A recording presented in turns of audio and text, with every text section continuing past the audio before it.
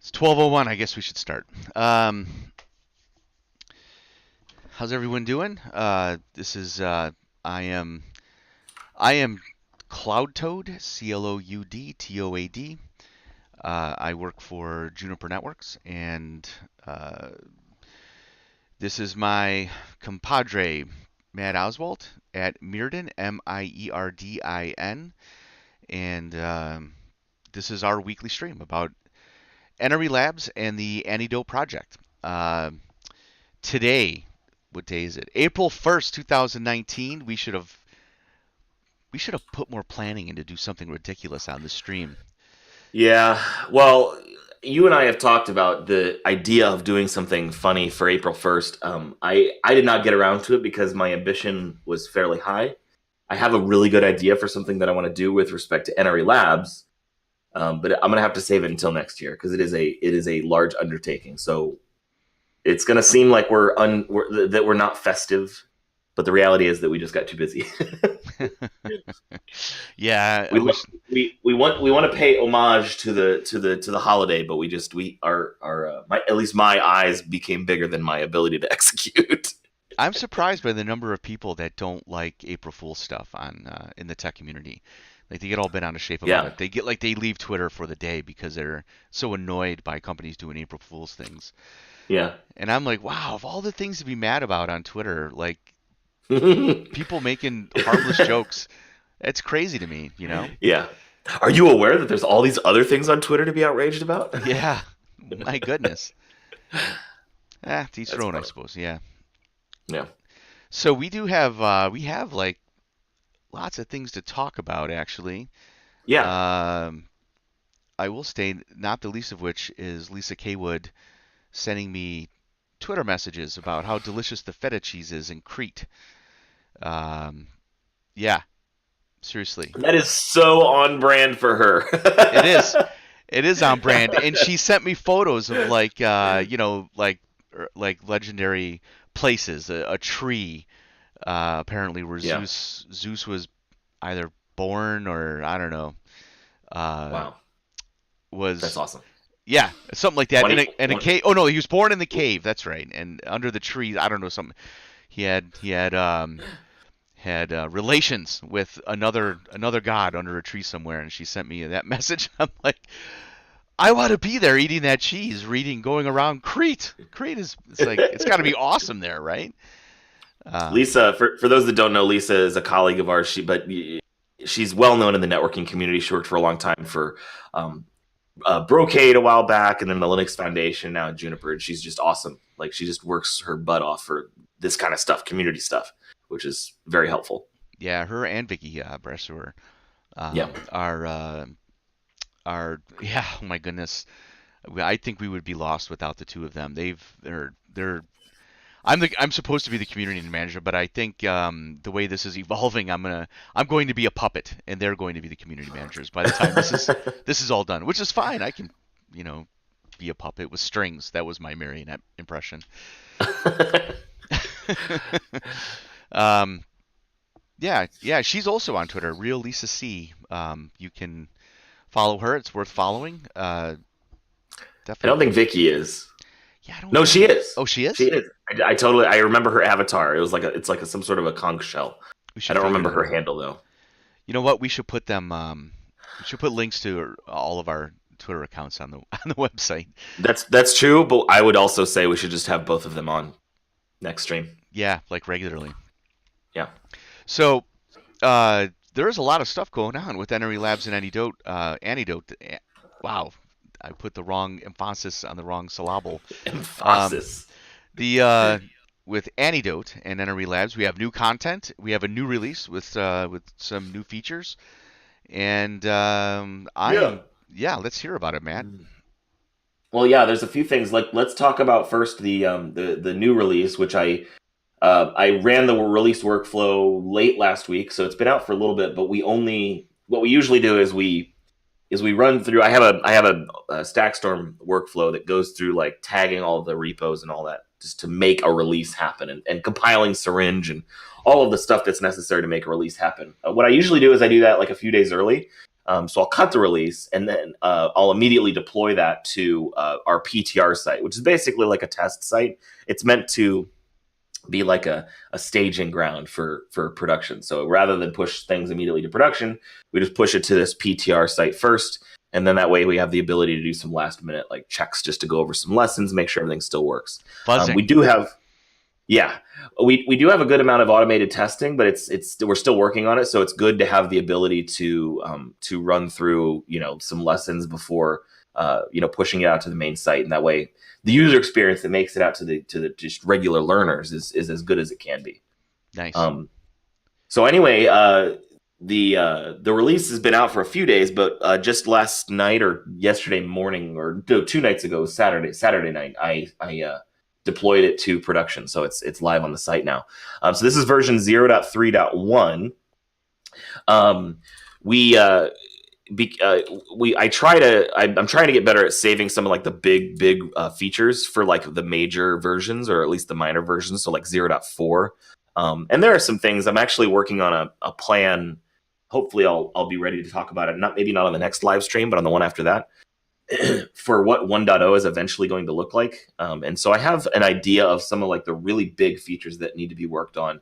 And there will be little things in various releases as well, but some of the big things like the upcoming feature of doing collections, that's a pretty important one. We'll be doing pretty soon. That's probably going to be 0.4, just because I want to keep the convention of only making big changes with relatively big version changes. So I'm trying to keep things minimized when I go from like patch version to patch version.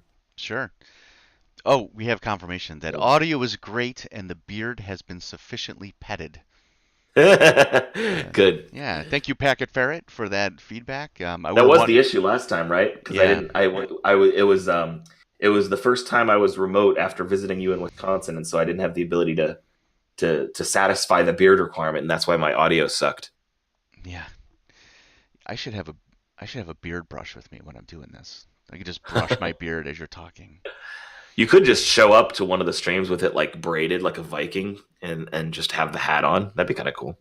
I don't have the facial hair for that. If I tried to grow my facial hair even close to that, like I've recently trimmed it, but if I try to grow it out, it just kind of like curls in on itself. It's not curly, but I feel like it just like re-enters my face, so it doesn't grow like ever. Nice. It just becomes matted. Yeah, well, 1.0 is important. To get back on Yes, topic, yes, 1.0 yes, is yes. is very important for us. It is an important milestone. Concurrent with that, unfortunately, I don't think it's going to be 1.0 that all this gets done. That No, was originally my plan, but concurrent to this, we are working on less code related things and more. We're working again with Vicky and Lisa, and we're going to be producing all of the requisite sort of collateral that goes with an open source community, things like a governance doc and code of conduct and all that stuff. And I was hoping we'd have that around 1.0, but it doesn't sound like that's going to happen.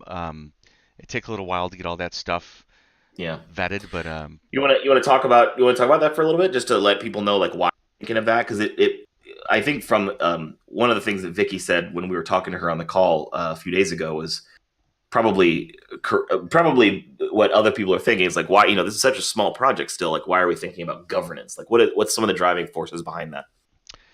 yeah, sure. Well, part of I mean, a big reason is it's great to have individual contributors, but it's unfolding with NRE Labs like it does with many open source projects that the contributors will are largely working for organizations that would like to leverage the platform. They would like to gain value out of the platform. They're actually going to be having at least part time some of their own people. Um, contributing to relabs, which that's very common for open source communities. A lot of the contributors are not people who have a full-time job and then spend 6 hours a day, entirely as entirely independently contributing to a project. It's organizations allow people to do this during, as part of their job. So with that and we have a lot of interest actually from a whole variety of people from sort of hubs for network engineers. Like I don't think I want to mention any names yet, but we have a couple well-known sites where people get a lot of their information about what's going on in the network engineering community, who are wanting to contribute, and then a variety of organizations, both all kinds of engineering, actually tech companies, and then as well as like tech practice companies, like people who provide services and stuff like that to customers that aren't strictly speaking, a Silicon Valley company, and they've expressed like a very strong interest. It's exciting for both of us. Matt's been in some of those meetings to hear the feedback we're getting. They really want to ramp it up and start putting lessons in here for all different kinds of lessons. But in order to do that, you sort of have to have this. You need guide. You need you know contributors guides and governance docs. Like, what does the contribution model look like, and what are the do's and what are the don'ts, that kind of thing from you know what format should these files be and stuff like that. That's a great idea, Matt. Actually, come to think of it, we might want to put something like some kind of Vim configuration file out there if we want our code to be formatted the way we want it and stuff like that. Yeah. Or VI or whatever. I don't care. I have no religion around which one. Maybe several. Maybe Yeah. we do several of those. But Yeah. I uh, actually have been working on I have been working on like a spell check kind of thing for the lesson curriculum, just to add the developer portion of my brain is like anything I can put into the CI pipeline, I will. yeah, So the reviews take less time. That's the whole point, right? yep, Like the reason we have like PEP 8 linters is so that when you review Python code, you don't have to like be like, well, this is over 60 characters and we have to respect the old terminal like length. And I'm like, no, yeah, just lint it and move on. That's kind of my approach with everything. yeah. I think for the actual code, we'll probably reuse something that already exists. There's no reason to invent that. But for things Yeah. like the syringe file, etc., we should probably have some rules around how those are formatted. Oh well, yeah. I mean, certainly, I think the first off, we people should be aware of like what we talked about in the last stream with the syrctl validate command. Yeah, That'll get you a good portion down the road. It won't be perfect, but it's almost perfect for at least the syringe file. And then the other thing is, if you, I one of the things that I changed in this release was I actually added that to the CI pipeline. So when you contribute a lesson change, like if you open a PR to the Antidote repo, which will soon be the NRA Labs repo, which I'll get to in a little bit. Uh, if you look at that, if you submit a PR, what'll happen actually is syrctl validate will get called in the pipeline, and so if you do have a problem with the lesson file, it'll show you in the CI in the Travis CI build where it'll say like build failed, and you click on the build filled icon, and it'll say it failed because of this step, which was that it failed to validate. So hopefully that'll make things a little easier. My goal is to make the review process as shorter and shorter and shorter as possible by taking all the things that I can automate and putting it into the pipeline itself. nice. And this is just one of those things. It's good practice. Oh, Packet Fair. Thank you, Packet Fair, for staying. He says many of us at Network to Code would love to know how to contribute and what curriculum would be appropriate. Yeah, that is actually yeah, that's a good point. What do you contribute? Well, we'll cover that a little bit after we get through some of this here. What you can do right now if you're interested in learning how to contribute. Network to Code, by the way, for those of you that are watching, is Google it. It's an awesome community of people who are networkers who are trying to learn how to automate, or who do automate and they're trying to teach other people how to automate, their tips and tricks and tools and so on. Check them out, and yeah, I definitely would love to see some contributions from that community. I know I've seen a lot of cool things come out on my Twitter feed, different things, projects people have worked on, and yeah, that would be Yeah. awesome actually. Um, Totally. In fact, I mean, honestly, if there's one like core group of people that would like best define like an ideal contributor to NRE Labs, it's those folks, it's Network honestly, to Code, because yeah. like the whole reason we built this platform wasn't to be rah rah us. Like there are a bunch of lessons that we explicitly didn't write because we wanted to provide space for people that we know could provide them. Like I wrote a little bit of a napalm lesson, but it could use some work. And then like the whole Nornir thing that David Broso also created, and a few other folks. Patrick, I believe, Ogenstad did. There's a few other folks. I think Kirk Byers worked on that too.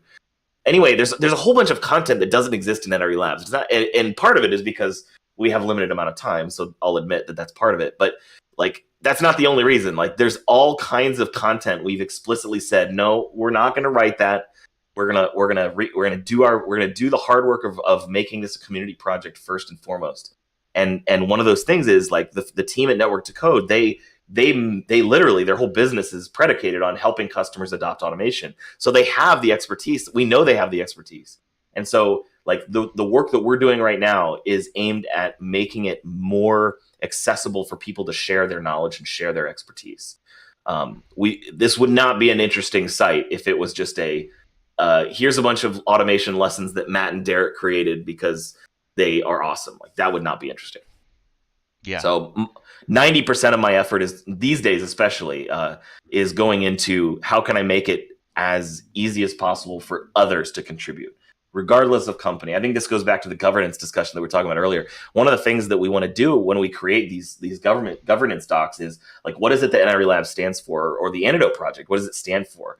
And I think one of the things is like, how can we make this as uncorporate as possible? And that includes Juniper. Like, how can we keep this from getting to be some sort of a corporate, like, selling tool? Because that's never been the intention and it never will be the intention for the project. And I think the more we can make it accessible to both individual contributors, so just random automation people on the internet that are just passionate, that just want to share something, or people that are in the weeds day in, day out doing automation, like the Network to Code folks, as democratized as we can make this as possible for every one of those people, the better, in my opinion. And that's what I spend 90% of my energy on. Nice. Yeah, so I hope that answers. Well, we'll talk about that. We'll talk about what to contribute a little bit. Let's but yeah, so we are working on that, like the governance, the code of conduct. There was a couple things. We even had some interest from a couple of parties about co-sponsoring, which is really awesome. That's really awesome. But that's this whole separate document, right? And how that's structured and made and everything else is. That stuff always takes a long time to iron out. Yeah, it does. And again, we're far from an announcement. I want to call out Vicky and Lisa because they're going to be very instrumental in helping us evolve those documents. So yeah, that's that. That's what we're doing there. So yeah, 0.3.1 was released late last week. It's live now, so feel free to test the site. There are a few interesting changes. The one you'll probably notice above all of them is that the nav bar on the top has changed. So we're using icons instead of just text, like click me kind of thing. So it looks a little better. Looks a little sleeker. Mostly, I will say, like if I were to think of all the changes, a project, the vast majority of the changes are actually on the syringe side, and most of them are bug fixes and kind of performance things. So this is, again, I'm trying to save a lot of like the really big features for major, or at least like according to Semver, like minor versions. So 0.4 will be the next like big version. Yeah. So this one is a little bit on the like not necessarily underwhelming side, or good fixes, but not a lot of like big features in this version.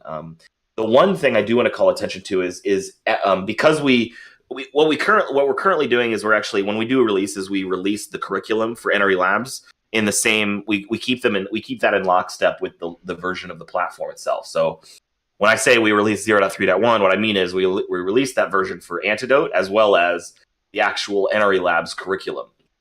One of the things I'll talk about here in a little bit is a separation of repositories that makes it so that we don't have to do that. We're going to still do that for a little bit.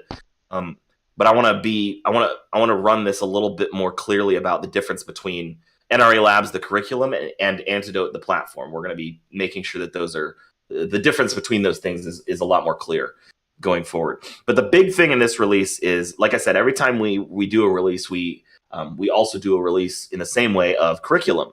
And we have a new lesson in this version contributed by David G., who you saw in the last live stream. So everything you saw in the last live stream is now live. If you didn't look at the last live stream, I encourage you to go back and look at it. But a quick synopsis. Basically, it's an introduction to Terraform.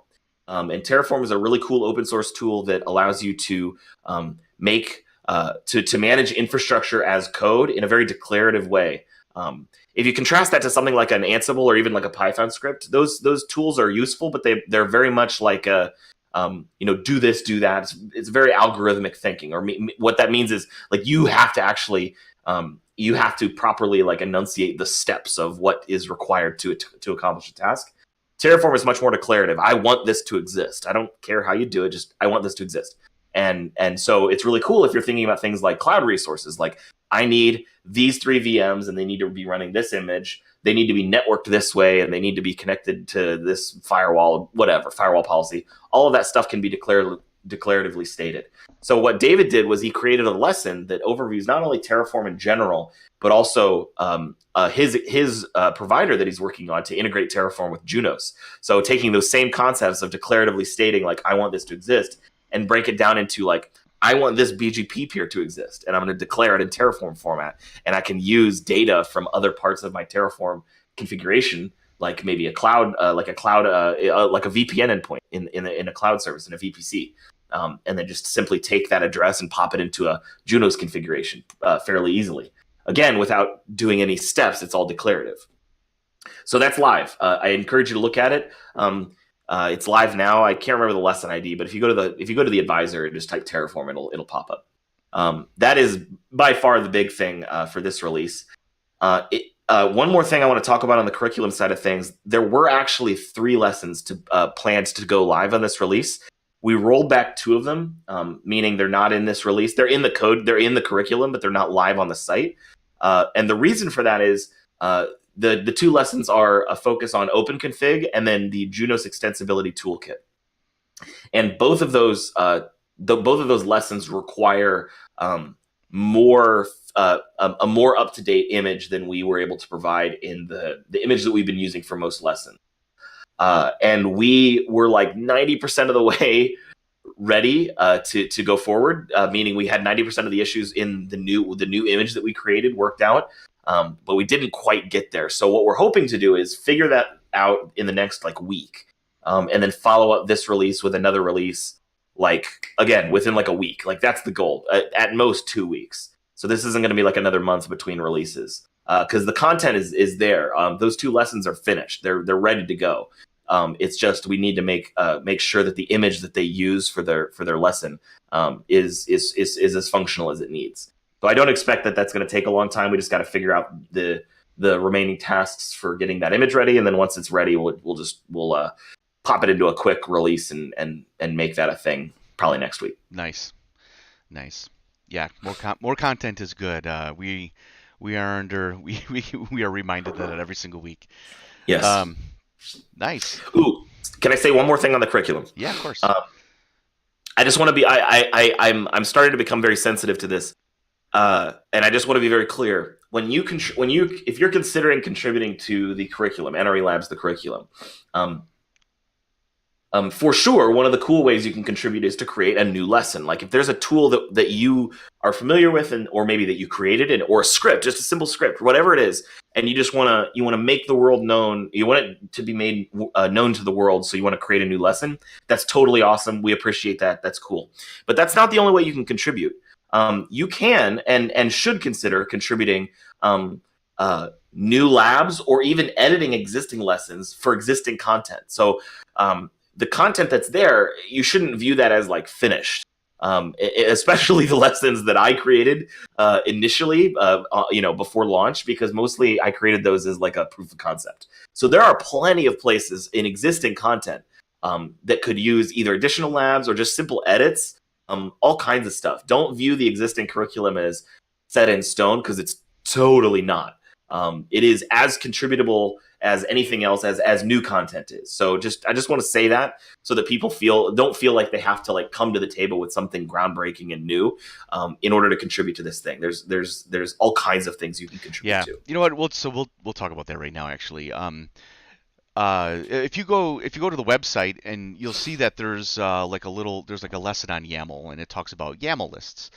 And if you're familiar with YAML, you know that there's other things in YAML, right? There's other, there's like dictionaries in YAML, if you will. and other things in YAML actually besides.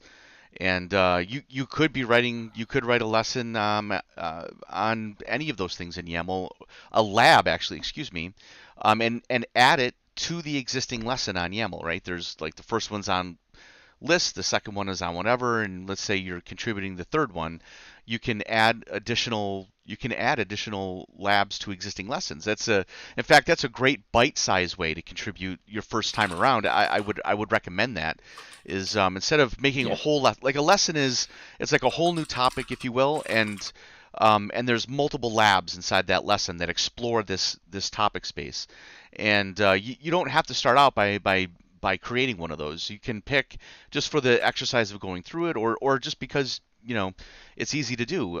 You can pick an existing lesson, and there's several that you can add existing content to. It's just by creating one single lab to on a simple thing like that, YAML dictionaries, and then adding it to and then committing it. There's um, how many lessons now are there? There's like at least a dozen and a half at least, and it probably more Yeah. probably half of them. Over 20, I would say at the very least. Yeah. Okay, yeah, over 20. Then I would say over half of them, if not more, are easily extendable in this way. So, just have a look at what's existing and see if you couldn't add something to it. And yeah, that would be the easiest way to get contributing right away. Um, so what's appropriate for contributions though in general? Well, following what I just said, anything that's generally consumable by everybody, lessons on YAML, lessons on, it could on literally anything that a network engineer would commonly encounter if they're automating things, and it doesn't have to be restricted to anything Juniper related, right? We certainly have lessons on Junos related automation tools, but if you're doing something awesome with Cumulus or literally anything, Arista, who knows? Just feel free to if what you're doing is something that someone else could learn and apply to their environment, by all means you can contribute that. You can at literally anything to do with network automation is something you can contribute. Uh, again, it doesn't have to be specifically about something network related. It can also be, foundational sort of topics like I said, YAML and so on that are obviously widely applicable to things not in networking, but are which you'll run across a lot inside of networking. Tools. I mean, there's all kinds of tools out there that you could be. I know that I run into people all the time who are using they actually still use Puppet to do things on network devices, and we don't have any lessons on that. I don't think so. If yeah, Nope. Matt confirms. So if you want to if you're doing that and you've done some interesting things or cool things with that, by all means, that'd be an awesome thing to contribute. So yeah, I think Matt, do you have anything to add to that?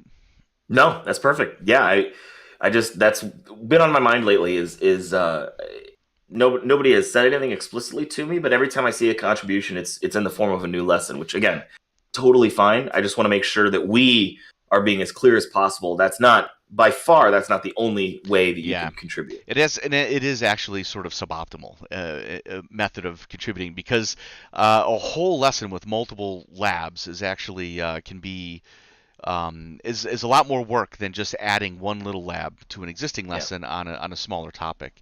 So for if sure. if you are contributing the first time, I would recommend doing it that way. Um, okay, so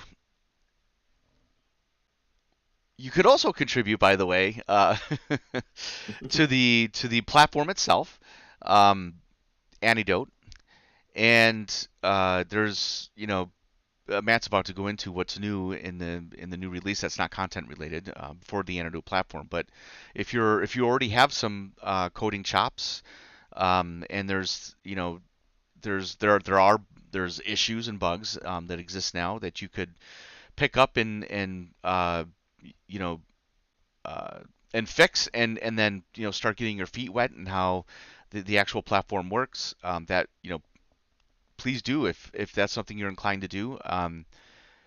there's also documentation that's and the web front end that's out there that if you've done some JavaScript things, I don't CSS things. I don't know anything about the web. I try. I next time, every time I have a Yeah. project where that exists, I have to relearn it from scratch because I jettison that from my brain as quickly as possible. But there's Yeah. a web front end piece, and there's is it what read the docs? Is that where our documentation is?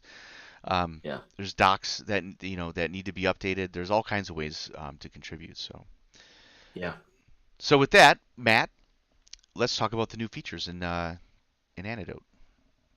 Oh yeah. Well, I mean, like I was kind of what I was saying. There's in this version, simple fixes. I can outline them a little bit. Like I said, the biggest change you'll probably notice is on the front end, the web front end. There was a change to convert the links on the top nav bar to font awesome icons, so it looks a little better. There's also a link on, by the way, on the main site to this to our Twitch or not Twitch to well, there is Twitch as well, but there's also a link to our Discord chat, which is where we're doing a lot of the community folks chatting about issues and things like that. That's what we're moving towards. Um, so that's like the most. That's probably the most visible change. There were some things on the back end. So Syringe is the sort of the orchestrator on the back end. In this release, I focused on a lot of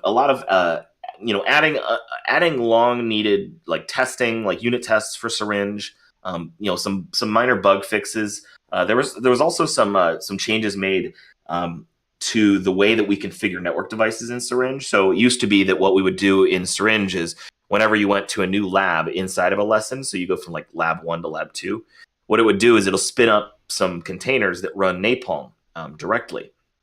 So literally like the Napalm CLI, Napalm space dash dash host equals IP address and username and password, that kind of stuff.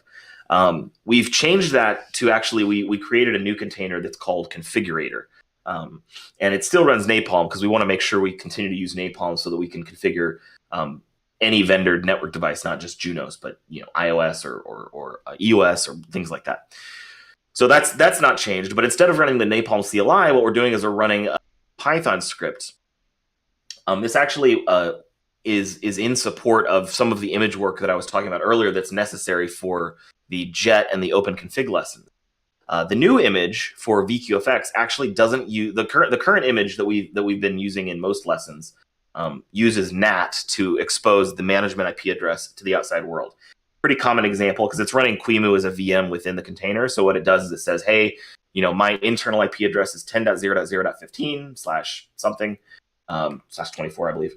And then the container itself will NAT that address to the ETH0 interface of the container, and that way the container can talk to the outside world. Pretty common model.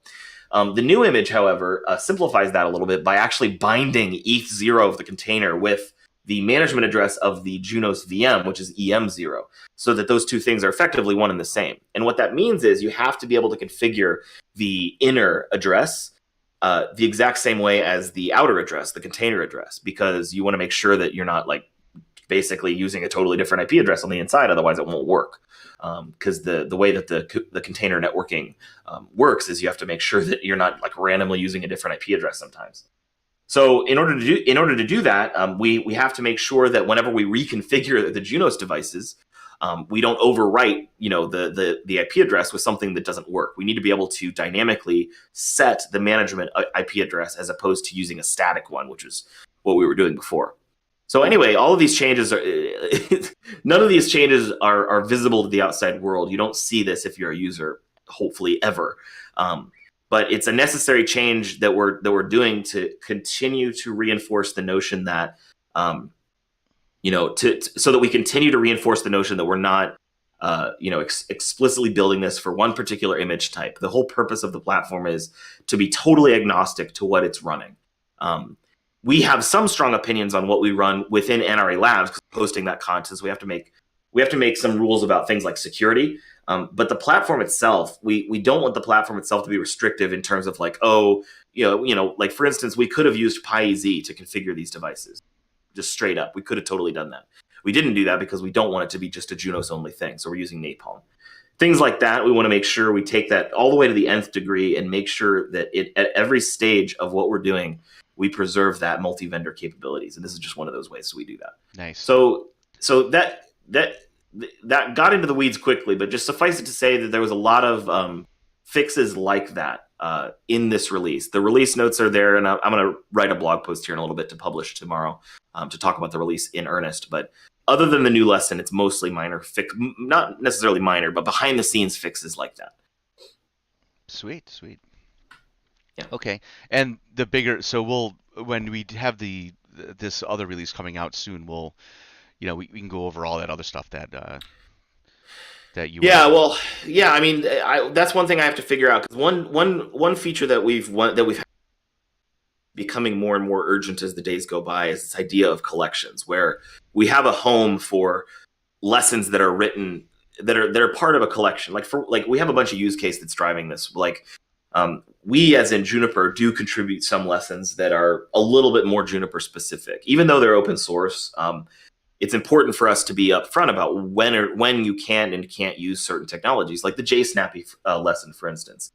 JSnappy is an awesome tool, and it's open source, but it is Juniper specific. And we don't want to like get in the habit of proposing these things and be like, oh, you can totally use this everywhere, and then let you figure out later after you like do your research to try to figure out, oh, I guess this only runs on Juniper devices. Like we don't want that. We want people to know from the very beginning when certain technologies are applicable. And then a totally seemingly different use case, we've got folks like channel partners and then groups like Network to Code, all kinds of groups that are like, hey, I want to contribute to NRE Labs. And what we want to do is provide a home for that content, not just like, please let us assimilate your content into the Borg of the NRA Labs curriculum. We want there to be a highlight there that says, hey, this lesson was contributed by Network to Code. And oh, by the way, click this little badge at the top of this lesson that says NTC, where you click it and it goes to a page within NRE Labs that explains who Network to Code is, why they've contributed, and why they're awesome, and maybe some links to additional resources to follow up with them, externally. We want to be able to provide that kind of context, just like the kind of context we want to provide for Juno-specific things that are only applicable with Juniper. We want to be able to sort of collect similar content together and provide it that additional context, whatever that context is. And for us, that's something that we want to do very soon. And we're playing with the way that we want to actually implement that, but we're tentatively calling it collections. More than likely, it's going to be a new resource type. So it'll be in Git, just like everything else is, where you define a collection like file, like a YAML file, and it's in a folder. And then within a lesson, there will be a field that says, what collection is this a part of, if any? And you just simply refer to it by ID. And then on the back end, just like we do with lessons, we'll render all of that for you in the front end. The front end will have like a page that's like, here's who Network to Code is, and here's why they're awesome. And then all of your lessons that you decorate with that badge will have a little badge that says Network to Code. Nice. That's like the elevator pitch verbal layout. We're still playing with the idea, but that's the vision. We want to. There's so many use cases that we've come across where this would help. So if not in the very next version, it'll be very soon after. I just got to figure out, is the next version going to be a 0.3.2? I think it is, because I think we want to get these new lessons out sooner. But regardless, 0.4 is going to come out pretty soon after that, and it's going to have collections in it. I would say. So we do have. We covered this, and I'm going to keep mentioning this though, so people who are watching can see. We do have NRE Lab stickers now for your laptops or your anything. Oh. If you want to get your baby tattooed with the NRE Labs logo, we have that ability now. You can take a sample graphic. Don't tattoo your baby though with this. Or do. I'll share it if you do. Oh my Stickers. god! Oh, he's making I'm making a gigantic a sticker storm of NRE Lab stickers all over his office. So, if you contribute to NRE Labs, we can send you a little care package that has a sticker in it. I've also previously put out there that for some contributors will be not all of them because it's cost prohibitive, but some we have a little stock of NRE Lab shirts, nice button shirts with the with the logo embroidered on them. So some people will be getting those. If you contribute, you're eligible for these things. We should in theme in along with the theme. Oh Matt, didn't we talk about this? Along with the theme that we're trying to go with here We with talk about a lot of stuff, dude. we I don't do. know. It's too much. We have too many things going on. Discord and Twitch. We do have some important things happening with this project. Big things happening with this project. Probably version 2.0 kind of things. But we'll be officially announcing sometime later this year. That will explain why that we're using Discord and Twitch for this. For the social home of this community. Um, so in line with that, we should put together a loot box, huh? An NRE Oh Labs loot box. no. Yeah, dude, that would be awesome, wouldn't it? No, because then we're gonna get lumped in with like all the free to play. Like they're gonna be like, oh, NRA Labs is free to play, and like there'll be like you buy this emoticon pack for like $5. What? No, you buy with your contributions there. You contribute, That's fine. you That's can, fine. you might Yeah, get a loot box. contributions are the currency. Oh Yeah, my god. we should. Yeah, yeah, exactly. Contributions are the currency. Yeah, docs, anything, right? Anything someone Yeah. puts time and effort into doing, could get a Yeah. loot box. We have to think of other items. We sticker in a shirt though, like maybe a matte figurine, Like a bobblehead. like a bobblehead. Yeah, Yeah. just like the Complete. one, just Complete like with the the cowlick. yeah, with the colic. I think so. Yeah, the I've been up all night with the baby trying to code look. Yes. Yeah. Yeah. I don't know why. She just really feels compelled to write code at night. uh, yeah, oh man, I don't envy that. I'm done with that. I'm done. I'm never having another baby. Um, yeah, let's brainstorm. We'll think of something awesome that we'll Yeah, that'd be good. surprise people Yeah. with. Yeah. I do have an idea for sure that's going to happen. So, um, yeah, I don't know what else we got. Anything? Yeah. I mean, so 0.3.2. Like I said, my initial too, because there's a lot of things that are sort of lingering after the last release that got punted. In fact, if you look at, let me just share my screen real quick. I'll briefly show the plan. Let me make sure everything on my screen is legit. Yeah. Okay. Cool. I do that before I start the stream. I close out all the windows. I'm like, I don't know. Yeah. So this is the plan. Like I think I talked about this a few streams ago. Every time I create a new plan, or every time I'm in the middle of building a release, I have a second plan that I create for basically the next release, whatever it is. And so if I feel like something needs to wait a release, I bump it to the next one. And so since we just came out with 0.3.1, 0.3.2 is here. Most of these still need to get categorized. But to be honest, there's not a lot of issues here. Usually a release, when I start a release, there's usually a lot more in this column. You'll notice that there's a lot of documentation badges here. There will be a lot of documentation updates for this release. I've realized over the last few releases that the docs are still very, very outdated, and they just need to be updated. So that's one thing I'm going to be doing. The other thing is, and I'm targeting this. This is probably a more significant change that people should be aware of. If you're contributing to the curriculum, there will need to be a small change, but it should be fairly minimal. The current layout for the repositories is not ideal. As I was mentioning at the top of the stream, we, meaning like Derek and I specifically, understand the separation between the Antidote project and the NRA Labs curriculum. But the curriculum is actually hosted within the Antidote repo. And so that's confusing. And also, the Antidote as a project isn't really a thing. It's more like a collection of things. So like Syringe and Antidote Web and a few other things like that. And so what I've had on my mind for a while is and I'm going to be doing this in the next release, is restructuring the repos to make a little bit more sense. And so some of the specific repos, like Antidote Web and Syringe, those are fine as is. They'll stay the way they are.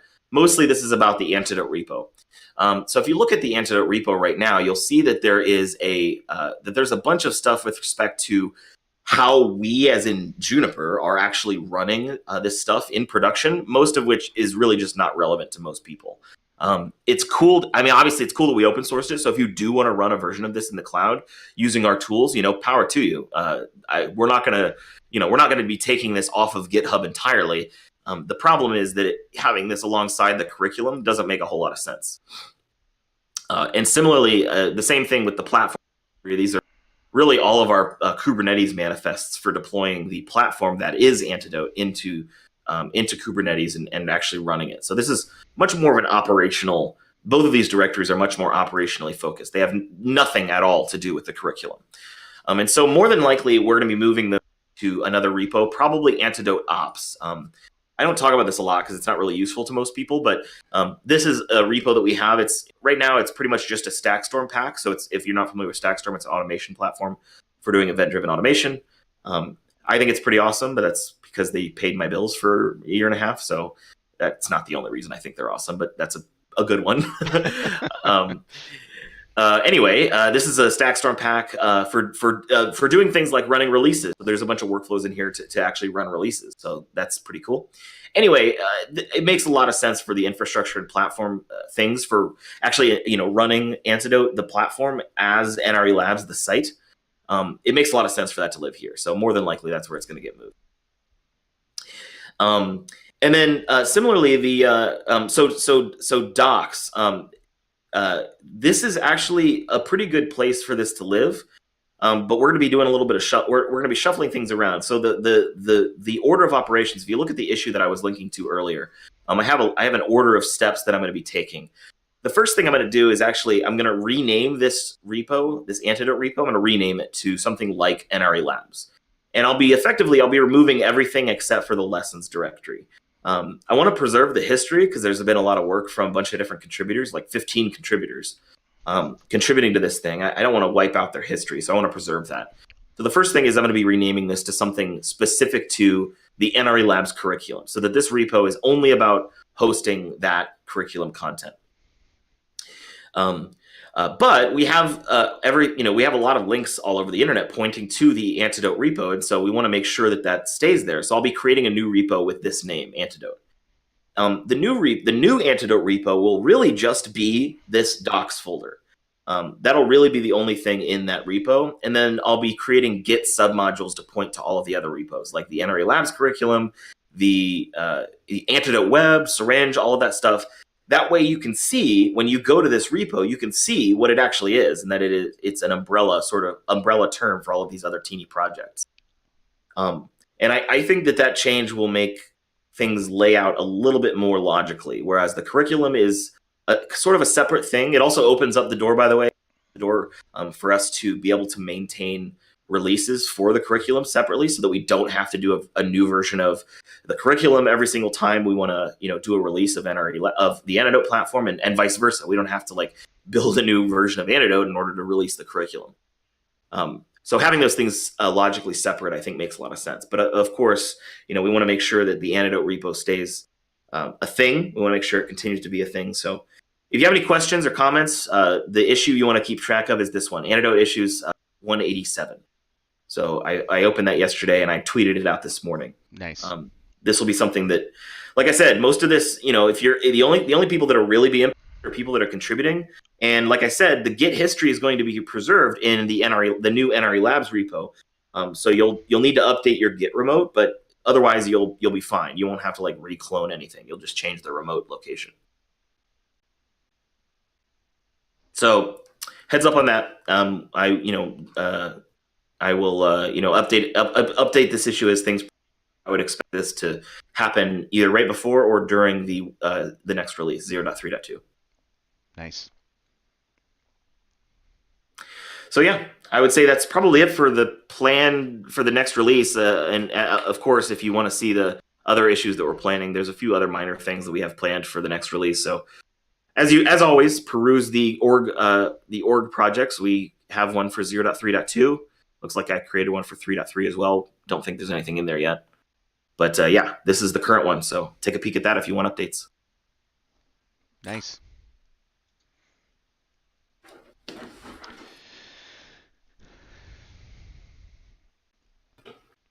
And Matt. Hello. Hi.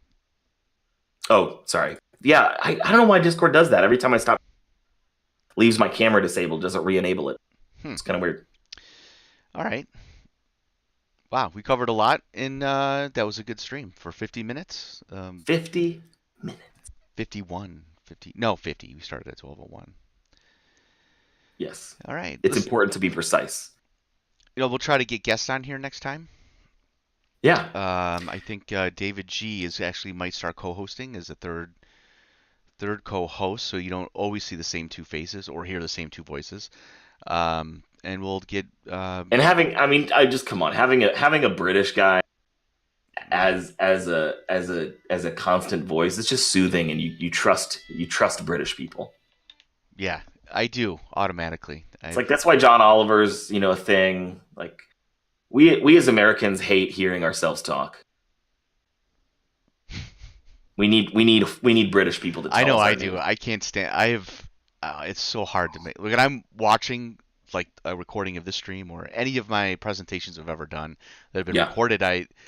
I struggle to watch them, man. Especially ones where I know it didn't go as well as it could. I can see yeah, all of my nervous ticks and stuff, my yeah. like a change in my voice and everything, and I'm like, no, my gosh, I can't believe it. I can't do it. Someone delete it from everything, purge it, set it on fire. My big thing is I never realized how monotone I am until I'm in the middle of thinking about something and like really properly talking about it. I never change the pitch of my voice. And I'm like, I'm watching the video after the fact. I'm like, you are aware that your voice goes. See, I'm doing it on purpose now. It's like you are aware that your voice like can go up and down and all these different things. And like, but if you're in the middle of it, you don't think about that. You're just like, and then Syringe is the orchestrator behind the scenes, and then we like to talk about HTML and JavaScript and stuff. And it's like, well, it's so hard to listen to. Yeah, yeah. That's why I got to get excited, and every once in a while get excited and make it rain. God damn it, I did it again. Okay, this stream is going well. Yeah, it's fine. Uh, okay, good. I have to clean my office, man. It's a train wreck Well, now over so do I. Yeah, look at that. I'm gonna pay no attention to the mess in the back. Yeah, I think I'll clean that today. What, this? No, my office. I legit have a pile of euros on the floor. Like five. I'm not like swimming in cash, but like from my recent trip to Europe, I have euros. Nice. All right. Sweet. Yeah, you know what? Maybe we should get some network to code people on here. Come to think of it. If you're watching, you need only ask. Yeah, I think that's a great idea. There's got to be at least one or two that could come on here and talk a little bit about what they're doing and how they could intersect with us. Totally. I honestly, this is one of the reasons I got on that soapbox earlier um about the like the governance doc that we're thinking about creating, and the fact that people can contribute small things in addition to big things. Like most of my social energy for this project is being devoted to making sure it's to making sure that the collaborative nature of this project is as obvious as possible. I think we in this industry still just are so cynical about anything attached or even remotely attached to some corporate entity. Even like big open source projects, like, oh, there's so many vendors involved, so clearly the project itself is just being influenced by the big companies. And I don't think people yet realize just how collaborative this project is right now. Like how Yeah. not corporate it is right Yeah. now. I don't think Yeah. people really know. I And know. and that's fine. That's my job to it's our job really to Yeah. to help communicate that. But yeah, I that's know, that's a big and passion of mine right that's now. actually that gap in understanding presents itself in different ways. For people outside of Juniper, they think, oh, it's a Juniper thing and whatever. But Yeah, I don't think people realize how not Juniper it it's is. yeah, exactly. And then because I can tell you internal to Juniper, we run into that as well. Like, oh, give me just we're gonna throw all this Juniper stuff up there, and because this is ours, right? And it's like, not It's really, not. not It's not exactly. No, ours. it doesn't work like that. Yeah. Um, but they're more than welcome to contribute lessons, Yeah. and some of them do actually. So which Yeah. is that's nice. We have it's cool to hear from engineers that are like really excited about something they're working on. That's one of my. I mean, I the longer I've been in tech, the more even if it's something I don't know anything about, I really like watching someone in tech present about something that they're like excited about. Like they just Yeah. you could tell their brain is like just churning about this thing, and I just like that in general. It could be about a project or a tech I know nothing about. And my neighbor is a control systems materials engineer slash he does a couple different things, and he gets really excited and he comes over my house and he's telling me about like these different things he's done in those spaces, and I have not the slightest idea what he's talking about, but Yeah. man is he excited and it sounds cool, right? Yeah. So Yeah. I love listening to him talk. Yeah, I'd love to get other people on here just to talk about what they're working on and stuff like that. Yeah. Yeah. I mean, it's in keeping with the spirit of the Antidote Project in general. I mean, the reason we started this was basically be a loudspeaker for people like that, where blogs kind of only cover half of what, is cool out there. It's like a blog with interactivity. So that's the whole point, is to get other people's expertise well known. Sweet. Yeah. Packet Ferret says we're game. Nice. Down. Let's do it. Let's make it happen, Captain. Yeah. Yeah. Just DM us on Discord. And yeah, we'll arrange it. Yeah, we'll do a like we usually do this, and this applies to anybody.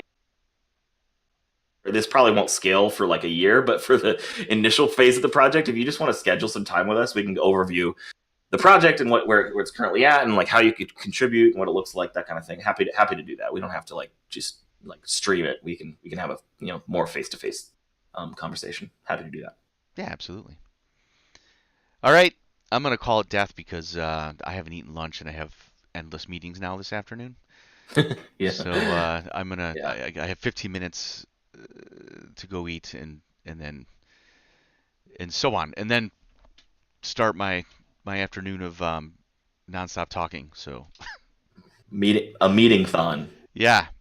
So And then thanks for joining everyone. And again, I'm Cloud Toad, CLOUDTOAD, and this is Mirrodin, MIERDIN. And thanks for joining us. Please follow us on Twitter at NRE Labs. Please follow that. That's the official account for the overall project. And join our Discord and follow us on Twitch and join our mailing lists, which are out there, email lists. So if you prefer that rather than chat rooms, I know a lot of people do. So yeah, all of what he just said is in the all the links. yeah, nice. You cut out perfectly in time for us not to hear where any of it was. So if you go to the antidote docs, there's a community page that has all the links on it. Um, Perfect. so just go there. Thanks, Matt. Thanks, bud. We will chat next week. We will. Thanks, everybody. Ciao. Bye.